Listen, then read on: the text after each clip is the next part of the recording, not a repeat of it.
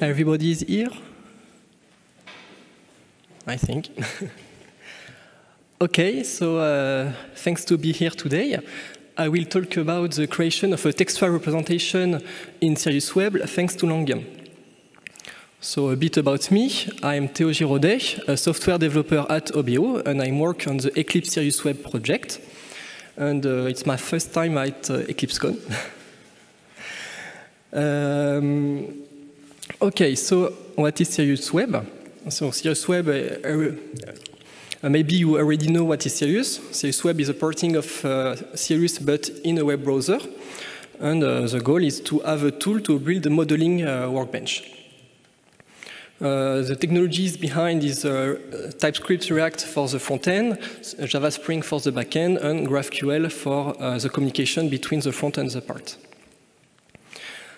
In Sirius Web, we have different types of representation, diagrams, tables, forms, for example, but we do not have a text representation.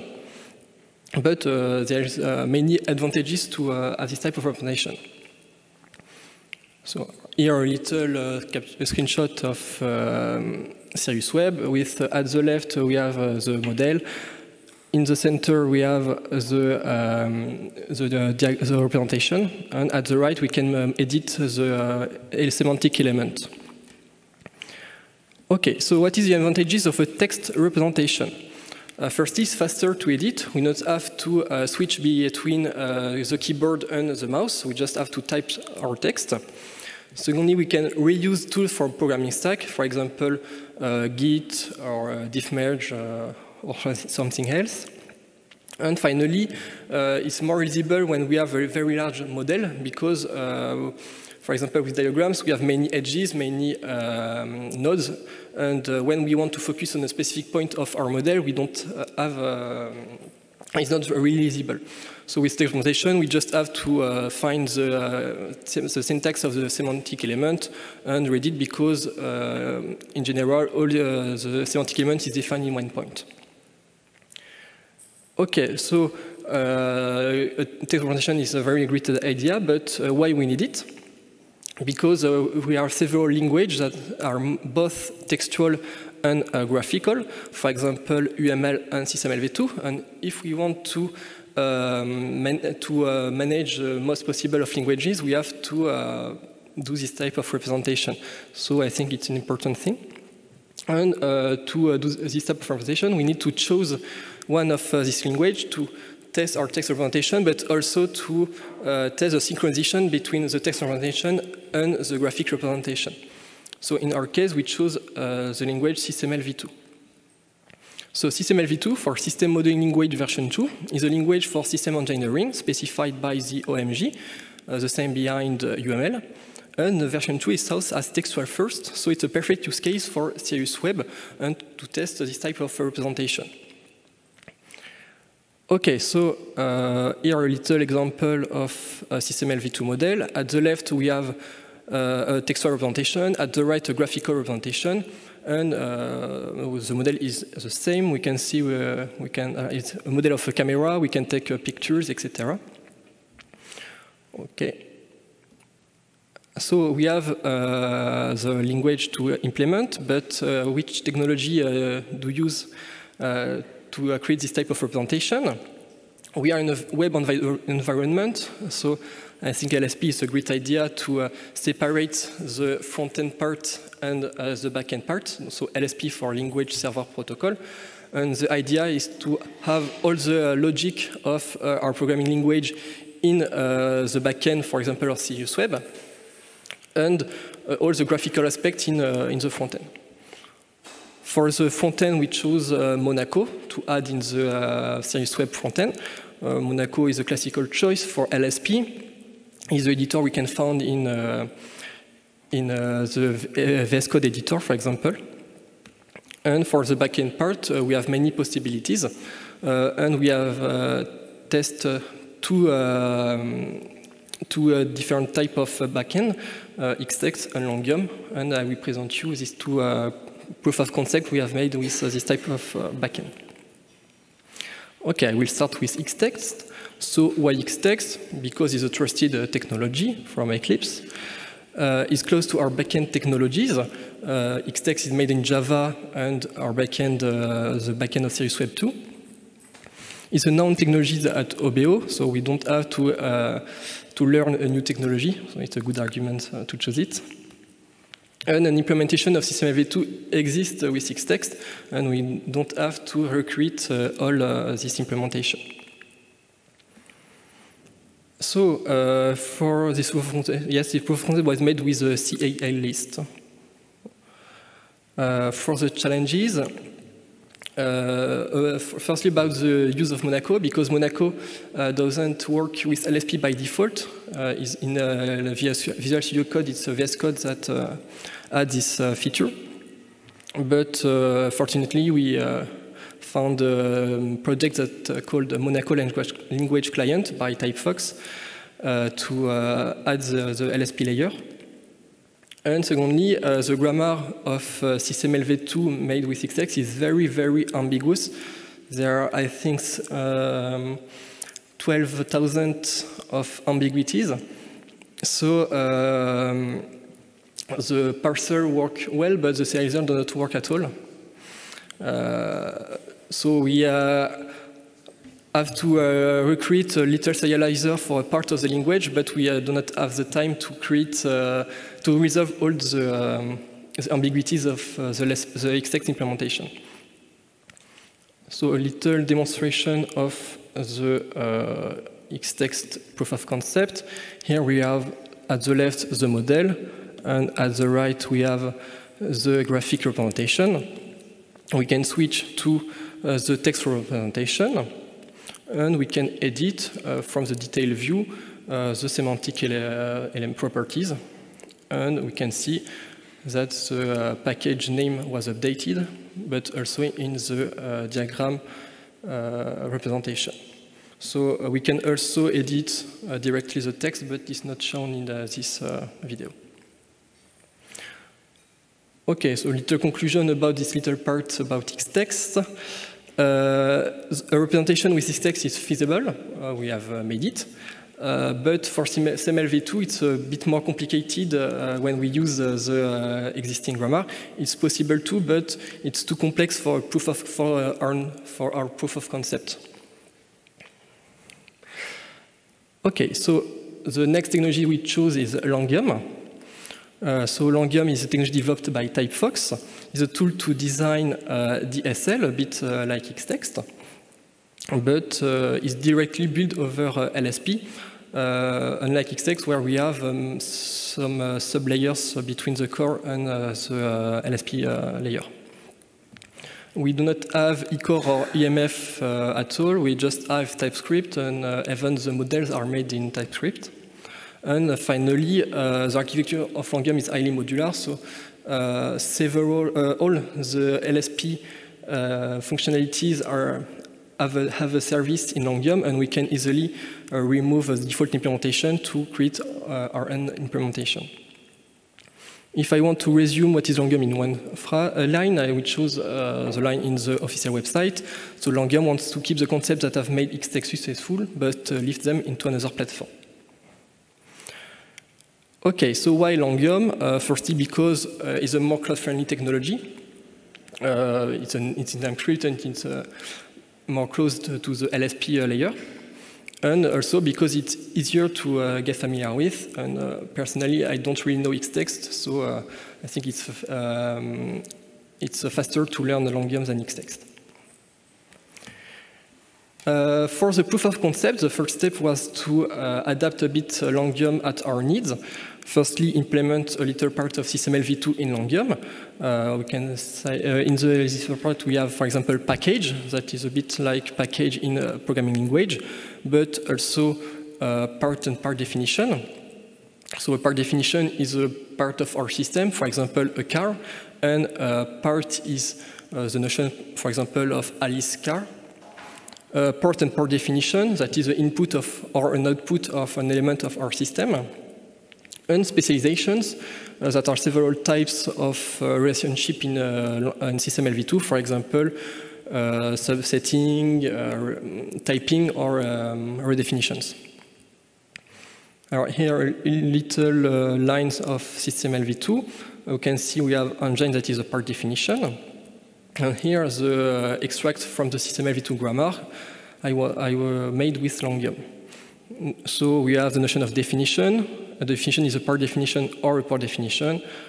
A part definition is two keywords, part and def followed by a definition. And a definition is a declaration, here the identifier engine, and a body, here the semicolon. And here the generated model by Longium. We can see it's per TypeScript with type for definition, that is a part definition or part definition, an interface for the part definition with all semantic properties on it. Okay, so that was the first step. The second step was to rewrite some language services, Longium services. For example, semantic tokens to do semantic coloration, scope provider to say from a point of our code if we can access to a variable or not, validation and quick fixes, or even a name provider to allow qualified name. A little example of a validation with Longium. In SystemLv2, there are rules that say if we have a port of member of this port has to be or a port usage or a reference. So here we just take the members of our port. We keep only the members that are not a port usage or a reference. And for all other, we trigger an error, just here. And well, we can see that is a little code. This code is useful for the quick fixes. From the Sirius Web side, we have to implement the SystemLv2 meta model too. So you can see at the right a little screenshot. We have to implement the backend representation, but here it's just a dummy representation. We just keep the metadata of the representation to integrate it in the lifecycle of Sirius Web, but also to allow to serialize the representation. And implement some GraphQL queries to allow to edit the model from the API. Here we can see the text representation in the Sirius Web backend. So it's just metadata with the ID of the representation or even the ID of the semantic elements in my case. Okay, so we have several challenges with Longium. With Longium and Sirius Web, and it's mainly about the synchronization between these two, but also between the Monaco and Longium. I will explain why a bit later. The goal here is to have all the logic parts of our representation that is managed by Longium, but keep all the serialization parts or the session part in the Sirius Web backend. To explain how we have resolved these challenges, I will present you a bit the architecture we made. So firstly, we have Longium that is the backend of our LSP architecture, and Monaco that is the front end, and between these two we have the LSP protocol, and we have a user that can interact with Monaco. Monaco has its own state, that is a text typed by the user, and Longium has for internal state the parsed model from the text typed by the user, extract from the model. Okay, so that is a classic LSP architecture, but in our case, we want to integrate all of that in the Sirius Web application, where we have the Sirius Web backend and the Sirius Web frontend. Sirius Web, the backend of Sirius Web has its own state that is exactly the same model than Longium, but expressed in a different meta model. To integrate the Monaco in the Sirius Web frontend is really simple because Sirius Web frontend was made with React and TypeScript. Monaco was made with TypeScript too, so we just have to create React component and put the Monaco inside. So really simple. but it's a bit more complicated for the Longium and Cirrus Web backend. Well, to start to explain how we do that, we'll take a simple scenario. So the user open a representation, the query is sent to the backend, and the backend sent to the Cirrus Web frontend all the metadata of the representation, for example, the representation ID, or also the semantic, the ID of the semantic element, of the semantic root element. From this information, Monaco will create a new text document, and the name of this document is the representation ID and the semantic ID. After, the user wants to update the model from another representation than the text representation, for example, the diagrams representation. This query is sent to the backend. The backend can update its own model, but we need to also update the model in the Longium side. So for that, we can use a webhook. A webhook is just a way to bind a client and a server, and when the server has its resource updated, the information is sent to the client. Here, a little code to show how we made this webhook connection in the client part. So we just listen for the post query on the /hook, and we send the body in a specific function that extracts all information we need. Okay, so back to our diagrams. So we have webhook between Cirrus Web and Longium. When Cirrus Web has its model updated, all the model of the project was sent to Longium. But here we have several models, but for us only one is important. And to know what is it, we have to use the semantic root ID we have in the name of our document.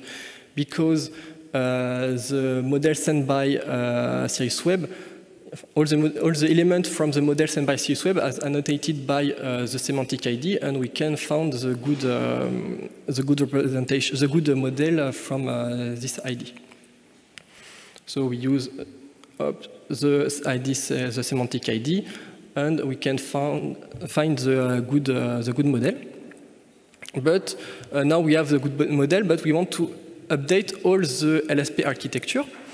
And we cannot only update from the Longium side, because if we do that, we can't really say to Monaco, okay, the model was updated. Because I think LSP does not permit this. For that, we choose to extract from the received model the concrete syntax, send to Monaco the concrete syntax, and update the internal state of Monaco. When the internal state of Monaco is updated, Monaco sends to Longium a request to modify the model, and Longium modify the model. So here we have Cirrus Web and Longium synchronized for the Cirrus Web backend to Longium part. We want to do the opposite parts, so from Longium to the Cirrus Web backend. It's not really complicated. The user types its text. The text is sent to Longium. The text is sent to Longium. Longium treats the information, updates the model. If the model is valid, it can send to the Cirrus Web backend the modifications through the GraphQL API.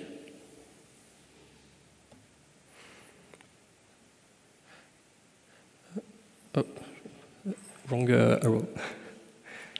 Okay. So I will propose you to do a little demonstration. So here I am in Cirrus Web. I have a little SysMLv2 model I will complete, and I am in the text representation. So I can firstly add a notion, for example, of essence, and the notion of electric. Okay. And I want a car that can use one of this energy to work. So car engine. We can see we have auto-completion and semantic coloration. Here, my car engine is not my engine. It's not my. I have two types of motor. I want one type for my car engine, so I will just choose, for example, the electric engine. This symbol is just 2D defined by, is equivalent. Electric engine. Okay. I made a little.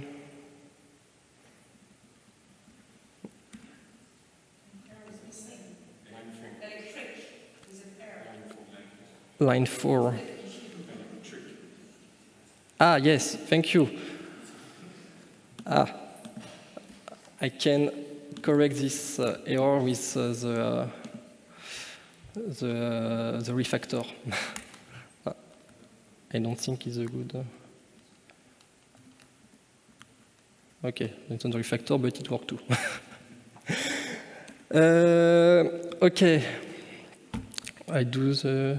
No, it's because I type, I think. I have my car. What is wrong? I have another error.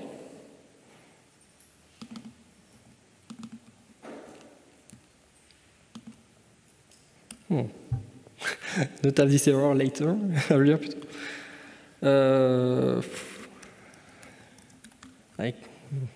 I don't know why I have this error.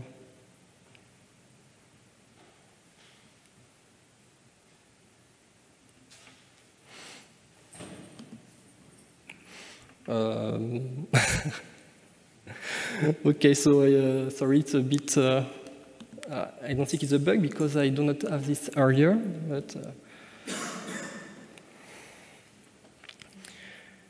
Why go to?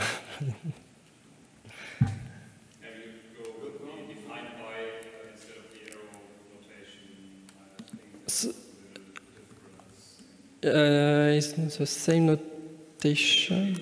Oh, thank you. Yes,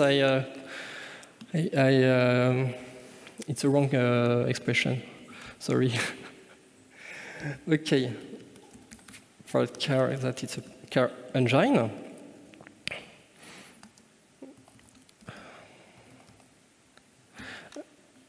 Car engine.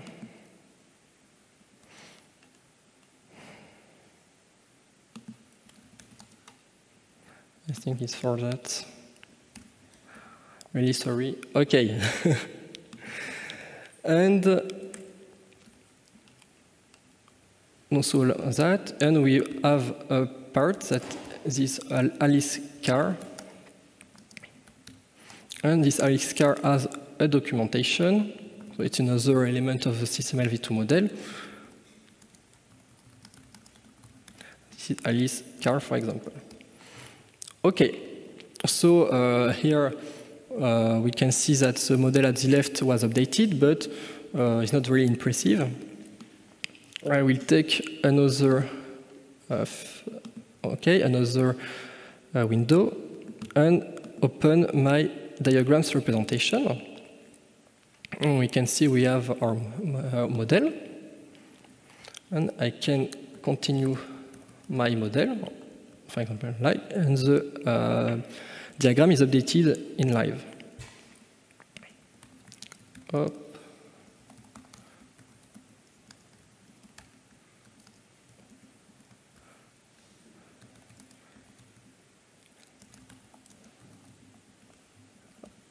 Voilà. We can also edit the model from the diagrams view. I can say, for example, this is the Bob car, and the model is updated in the representation view too. Okay, so back to the slide. little conclusion about the proof of concept with Langium.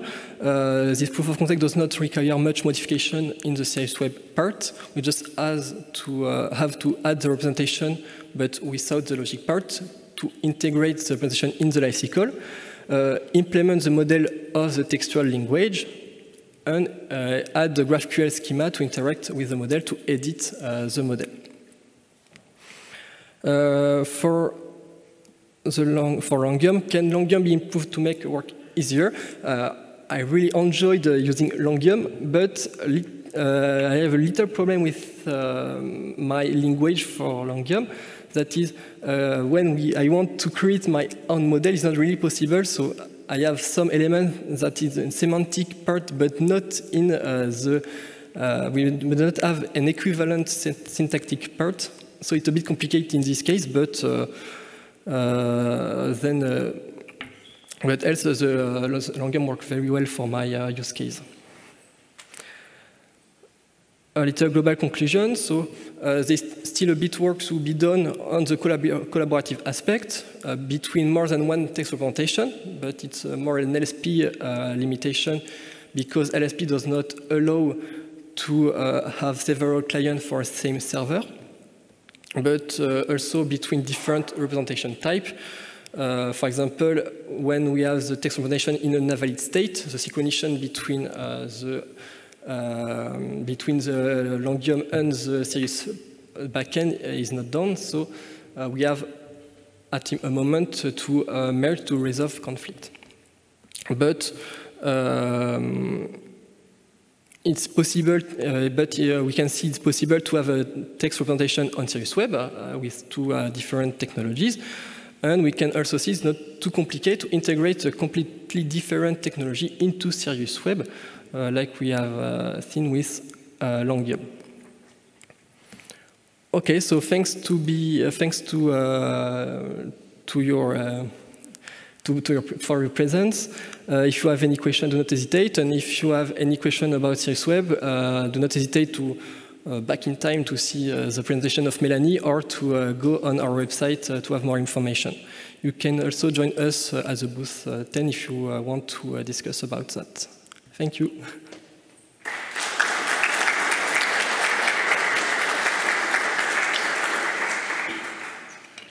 Any question?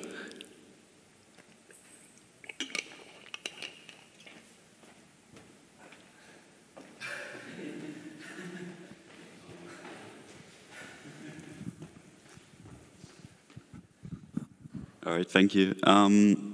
Less of a question, but more of a comment. So regarding your feedback to Langium, thanks a lot, by the way. So we had discussions on the forum for quite some time, like a few months ago. So we are currently working on scope provider documentation and so on, and we do have some working examples actually recently released. For a scope provider with, for example, inheritance? I'm sorry? For the scope provider part?